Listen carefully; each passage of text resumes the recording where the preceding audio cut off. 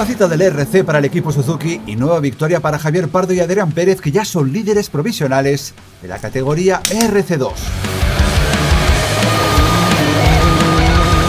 El Rally de Azores, el rally para los más bravos y valientes, puso a prueba a los dos equipos Suzuki Ibérica y a los Swift Rally S, que volvieron a demostrar su gran estado de forma en esta temporada.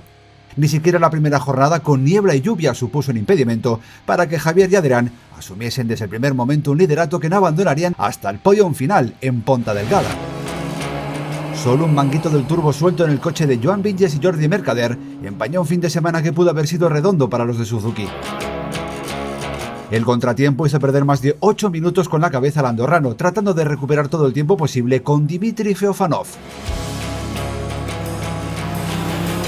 Vinges y Pardo se repartieron los mejores cronos en la última etapa. El andorrano se quedaba a menos de 20 segundos del tercer clasificado y ni siquiera un problema con un amortiguador impidió una victoria que vale por un liderato provisional de la categoría.